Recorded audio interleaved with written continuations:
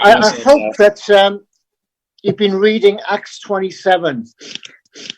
I was reading this last week and chatting to Sharon about it in the car. And Sharon said, "Oh, I was reading that as well." And we chatted about the incredible story of Paul's shipwreck and the other guys that were with him. I mean, you couldn't make this thing up. It reads like an epic screenplay.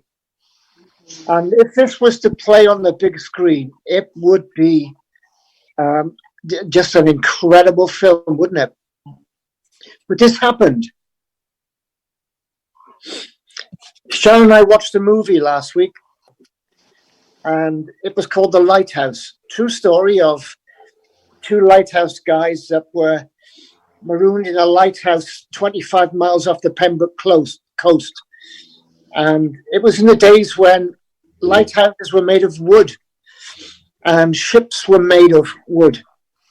And it just gives us some insight into how vulnerable people were out there on the ocean and in lighthouses in the middle of the ocean. But my main verse, the verse I want to bring to you, and I'm hoping that you will take up these two verses and memorize them. And it's 2 Peter 1, verses 3 to 4. And it says, "His divine power has given to us everything we need for life and godliness through our knowledge of him," that's God, "who's called us by his own glory and goodness. And through these he's given to us his exceeding precious promises," speaking about the word of God, "that through them," that's the word of God, through them you would participate in his divine nature, having escaped the corruption in the world caused by evil desires. How can I put this in a nutshell? God's given to us everything we need to react to every situation in a godly way. Yes. God's given to us everything we need so that we can react to every situation in a godly way. Let me read some of the story. When it was decided, this is Luke, the other way, physician Luke, he's writing this. When it was decided that we would sail for Italy, Paul and some other prisoners were handed over to a centurion named Julius. He belonged to the imperial regiment. We boarded a ship from Andritum, about to sail for ports along the coast of the province of Asia. And we put out to sea. Aristarchus, a Macedonian from Thessalonica, was with us. The next day we landed at Sidon, and Julius, in kindness to Paul, allowed him to go to his friends so they might provide for his needs. From there we put out to sea again and passed the lee side of Cyprus because the winds were against us. When we sailed across the open sea off the coast of Syria and Pamphylia, we landed at Myra in Lycia. There, the centurion found an Alexandrian ship in Italy and put us on board. So they got into a bigger ship now. This guy's reached the ship. We made slow headway for many days, and we had difficulty arriving off Cnidus. And when the wind didn't allow us to hold our course, we sailed to the lee of Crete, opposite Salon. We moved along the coast with difficulty and came to a place called Fair Havens, near the town of Lasea. Much time had been lost. Sailing had already become dangerous because by now it was the Day of Atonement. So Paul warned them, "Men, I can see this voyage is going to be disastrous and bring great loss to this ship and its cargo and our own lives also." But the centurion, instead of listening to what Paul said, followed the advice of the pilot and the owner of the ship. And since the harbour was unsuitable to winter, the majority decided we're going to sail on, hoping to reach Phoenix and winter there. This was a harbour in Crete, facing both southwest and northwest. So when a gentle south wind began to blow, you remember that song, Blow the Wind Suddenly, Suddenly? It was just a lovely day, and they thought, well, let's get the ship out. They saw their opportunity, weighed anchor, and sailed along the coast of Crete. Before very long, a wind of hurricane force, called a northwesterner, swept from the island. The ship was caught by a storm and couldn't head into the wind, so we gave way to it. We were driven along. As we passed the lee of a small island called Cordia, we were hardly able to make the lifeboat secure. So the men hoisted it aboard. Then they passed ropes underneath the ship in order to hold it together, because they were afraid they were going to run aground on the sandbars of Cyrus. And they lowered the sea anchor and let the ship be driven along. We took such a violent battering from the storm that the next day they began to throw the cargo overboard. On the third day, they threw the ship's tackle overboard with their own hands. And when neither the sun nor the stars appeared for many days, and the storm continued raging, they gave up all hope of being saved. Imagine you're there. The 14th night, we were still being driven along the Adriatic Sea. When about midnight, the sailors sensed that we were approaching land. They took soundings and found the water was 120 feet deep. Short time later, they took soundings again, 90 foot deep. Fearing that we'd be dashed on the rocks, they dropped 4 anchors from the stern and prayed for daylight. In an attempt to escape from the ship, the sailors let the lifeboat into the sea, pretending they were going to lower some anchors from the bow. Then Paul said to the centurion and to the soldiers, unless these men stay in the ship, you cannot be saved. So the soldiers cut the ropes and let the lifeboat drift away. Just before dawn, this is 15 days in a storm, okay? Just before dawn, Paul urged them to eat. For the last 14 days, he said, you've been in constant suspense. You've gone without food, you haven't eaten anything, and you can hear the lifeboat. Sorry.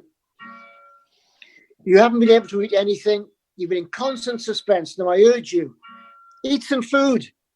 You need it to survive. And not one of you will lose a single hair from his head. Paul took bread and gave thanks to God in front of them all. He broke it and began to eat. They were encouraged, and they began to eat for themselves. There were 276 men on board. Daylight came. They didn't recognize the land, but they saw a bay with sandy beach where they decided to run the ship aground. Cutting loose the anchors, they left them in the sea. At the same time, untied the ropes that held the rudders, and then they hoisted the foresail.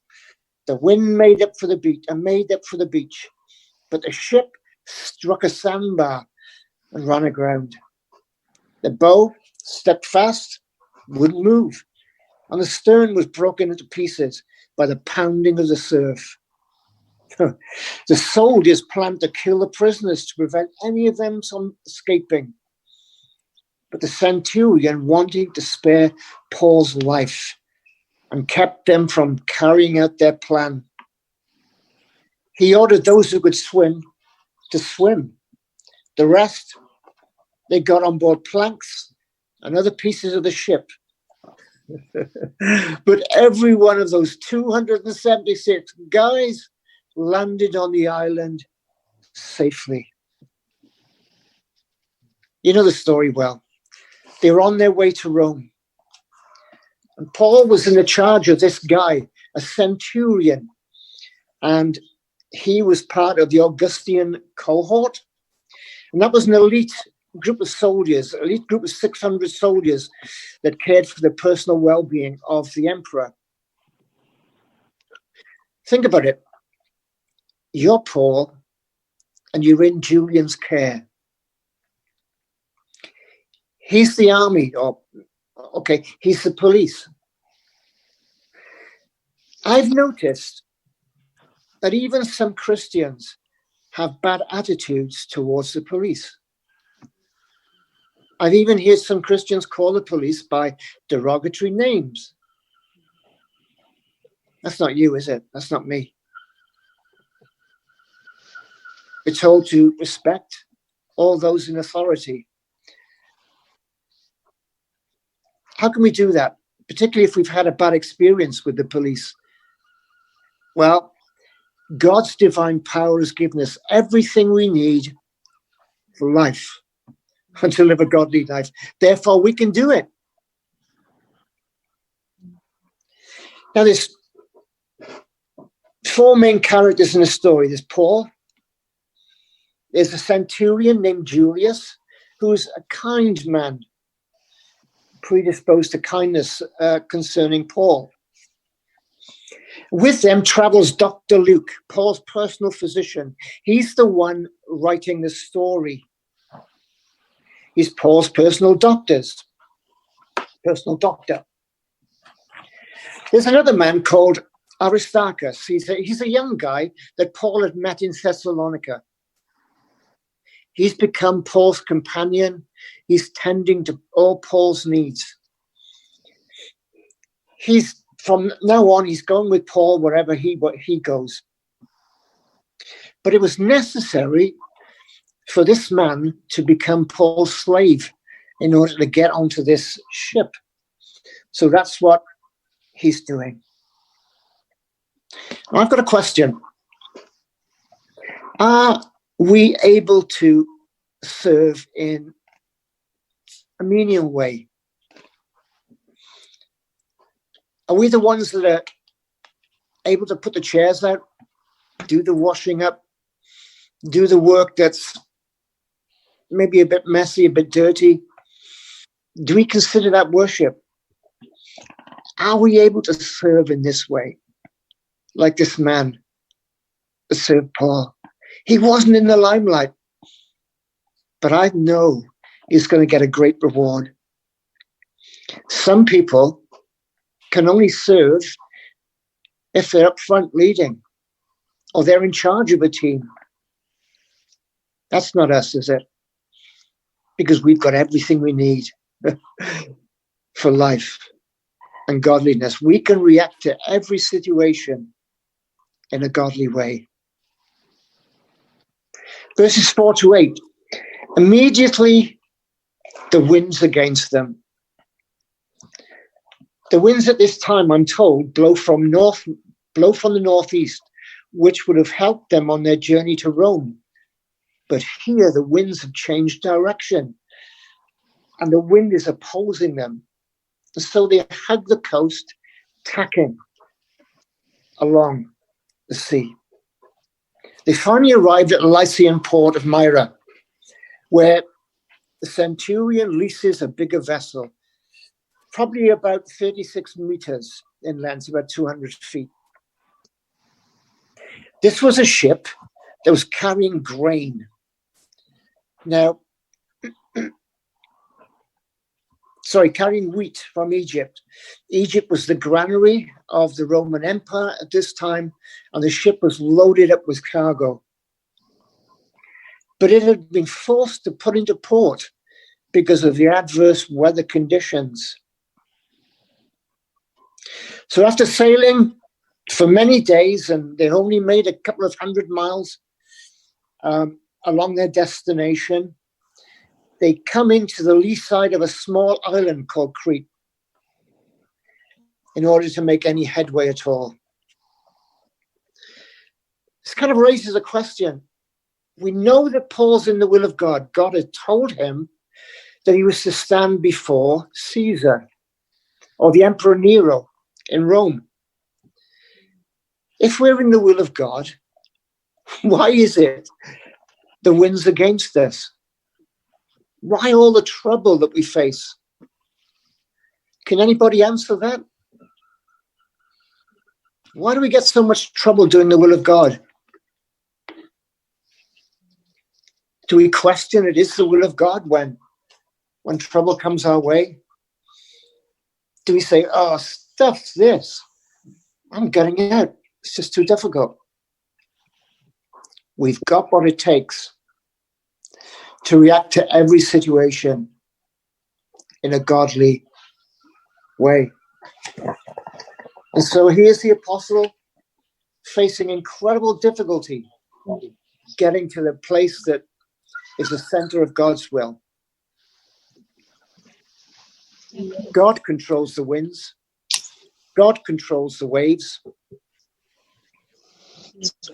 Verse 9, much time had been lost and sailing was already dangerous because by now it was after the Day of Atonement. So that's October, okay? We know that it's winter's coming up. Paul warned them, men, I can see our voyage is going to be disastrous. It's going to bring great loss to the ship, and to the cargo, and to our lives. But the centurion, he's not listening to Paul. He's listening to the ship owner, and he's listening to the captain.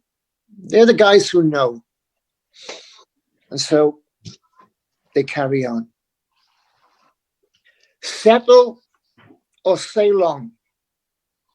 They don't take Paul's advice. Another question. How do you react if somebody asks for your advice? You know you're giving them good advice. They say thank you, but they do the opposite. Are you able to maintain a good attitude towards them? Are you able to continue to help them, even though they go in the opposite direction? God has given to us everything we need for life and godliness. Therefore, we can react to every situation in a godly way, whether people take our advice or not. By now, the wind is picking up and it's a gale force, hurricane force. They call it a northeasterner, and it swept the island.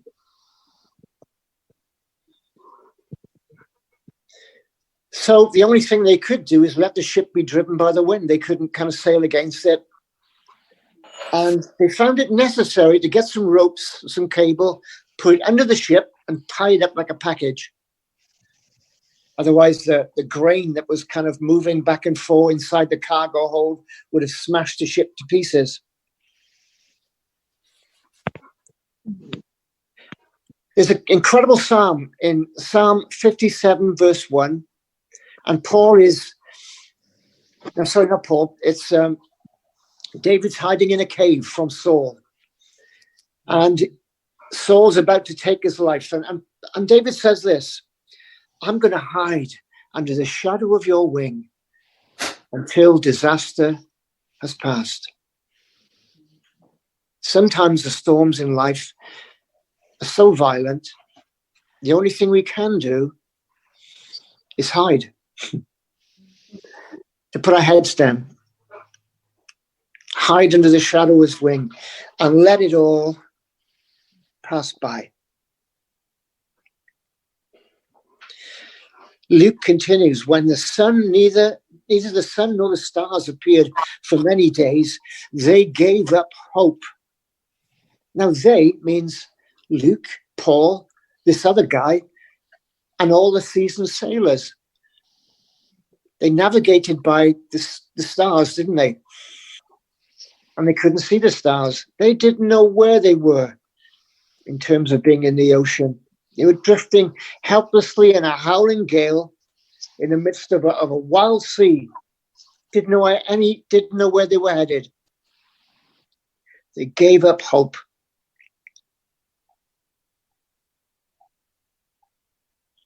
What's happening?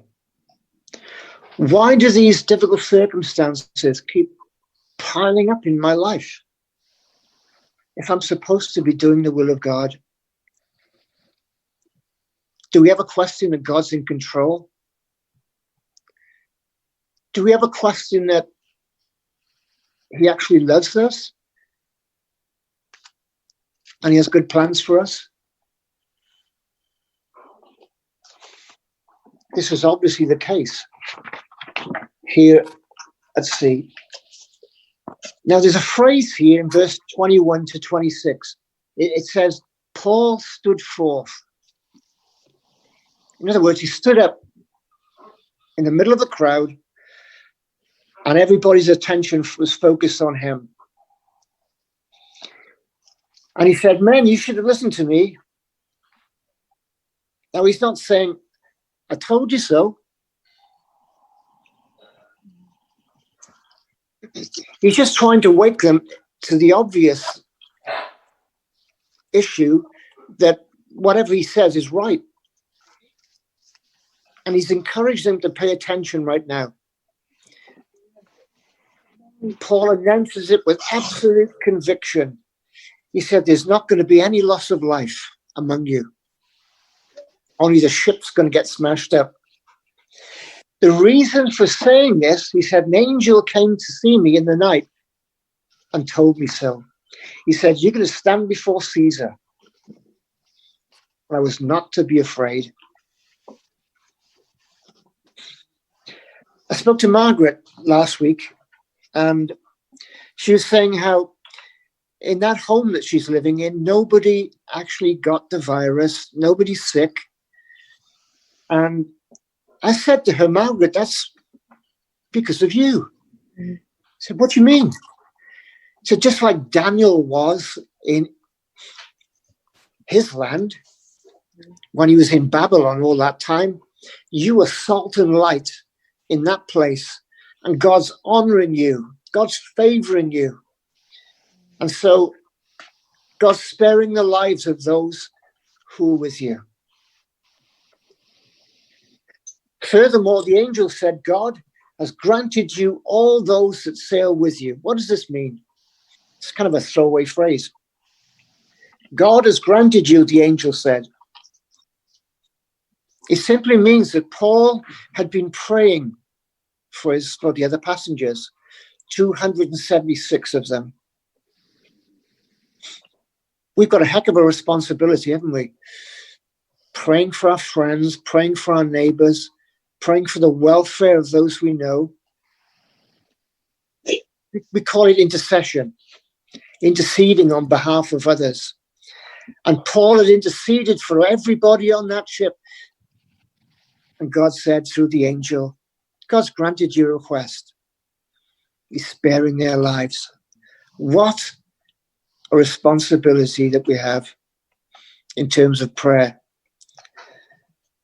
I don't know if you've read the book called Intercessor by Rees Howells.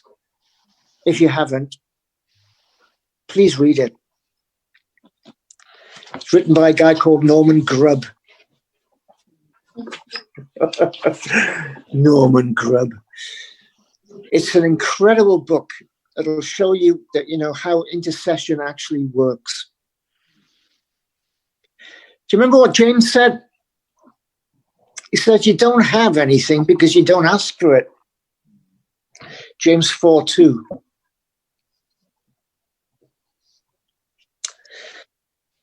Sometimes we feel like, how can I put it, helpless pilgrims drifting through life on a sea of unpredictability. But it's not like that. God's given to us a powerful ministry of prayer to change nations, change situations. This is what James says. Listen to this. "The prayer of a righteous man or woman literally releases great power." And God granted this one man, Paul, the lives of all those sailors that were with him. What a revelation on the power of prayer.